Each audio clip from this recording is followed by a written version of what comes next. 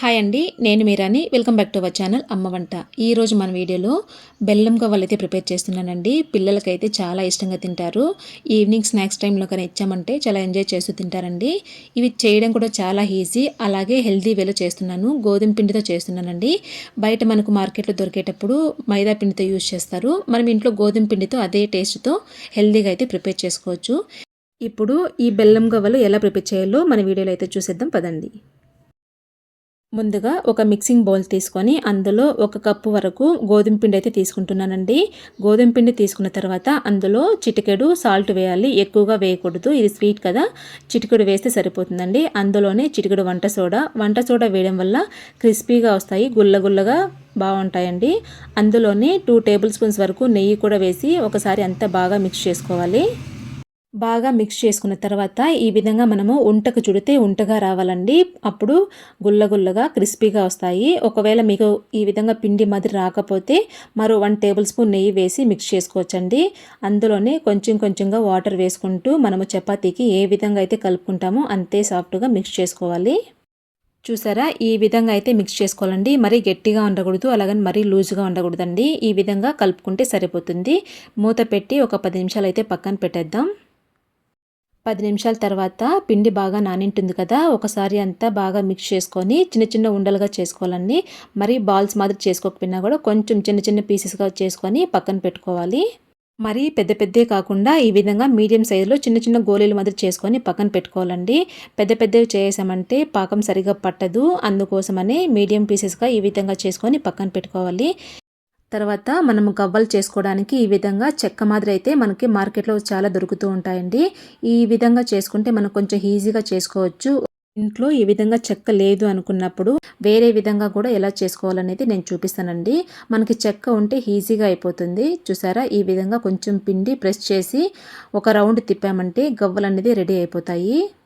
ఇప్పుడు చెక్క లేకపోతే ఏ విధంగా చేసుకోవాలి అనేది చూపిస్తానండి. మన ఇంట్లో మనకి వడలు తీసే గరిటె ఉంటుంది కదా, ఆ గరిటె పైన కూడా ఈ విధంగా చేసుకోవచ్చు. ఈ విధంగా పిండి ప్రెస్ చేసినట్టుగా చేసి ఒక మాదిరి రౌండ్ తిప్పామంటే గవ్వల షేప్ అనేది వస్తుందండి. చూసారా, దానికి కొంచెం కొంచెం డిఫరెన్స్ మాత్రమే కనిపిస్తుంది.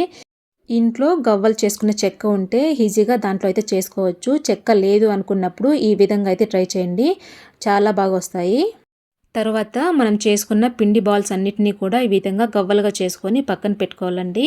ఇప్పుడు వీటిని మనము డీప్ ఫ్రై అయితే చేసుకోవాలండి. ముందుగా స్టవ్ పైన ప్యాన్ పెట్టుకొని ఆయిల్ కొంచెం హీట్ అయిన తర్వాత కొంచెం పిండి వేసి ఆయిల్ హీట్ ఎక్కిందా లేదా అని ఒకసారి చెక్ చేసుకొని తర్వాత వేసుకోవాలి.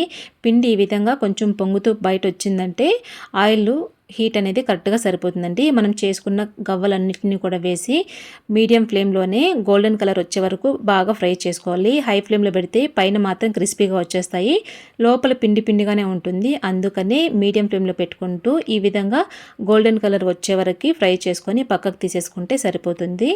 అలాగే మనము చేసుకున్న గవ్వలన్నింటినీ కూడా ఇదే విధంగా మీడియం ఫ్లేమ్లో పెట్టుకుంటూ ఫ్రై చేసుకోవాలండి. కొంచెం కలర్ చేంజ్ అయ్యి పైన క్రిస్పీగా వస్తే సరిపోతుంది, పక్కకు తీసేసుకుంటే సరిపోతుందండి.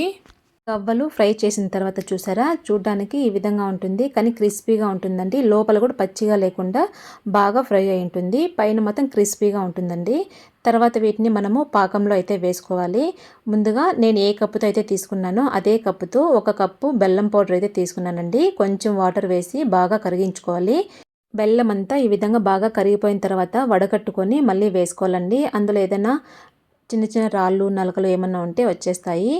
ఇది పాకం వచ్చే వరకు మనము ఉడికించుకోవాలండి. పాకం ఏ విధంగా రావాలి అంటే చూసారా, మధ్య మధ్యలో ఈ విధంగా వాటర్లో వేసి మనం చెక్ చేసుకుంటూ ఉండాలి. పాకం అనేది మరీ లేత పాకం ఉండకూడదు, అలాగని చెప్పి మరీ ముదురు పాకం అయితే ఉండకూడదండి. ఈ విధంగా మనము వాటర్లో వేసి చూస్తే పాకం జారుడుగా ఉండాలి. మరి మన చేతిలో నుంచి జారిపోతూ ఉన్నట్టుగా ఉంటే దీనికి కరెక్ట్గా సరిపోతుందండి. మరి ఉంటగా రాకూడదు, అలాగని మరి తీగ పాకం అయితే అవసరం లేదు.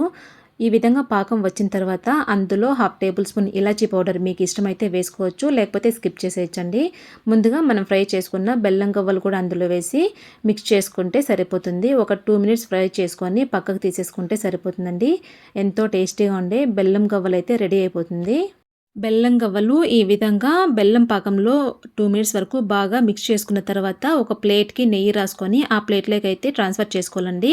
ఇందులోనే పెట్టేసామంటే ఆ పాకం మారిపోయాయంటే గట్టిగా అతుక్కుపోతాయి.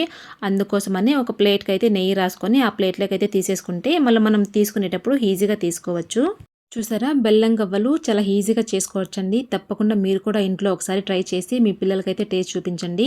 ఈ వీడియో మీకు నచ్చినట్టయితే లైక్ చేయండి, షేర్ చేయండి, సబ్స్క్రైబ్ చేసుకోండి. అలాగే ఇలాంటి మరిన్ని టేస్టీ రెసిపీస్ కోసం అమ్మ వంట ఛానల్ సబ్స్క్రైబ్ చేసుకోండి. Thank you for watching.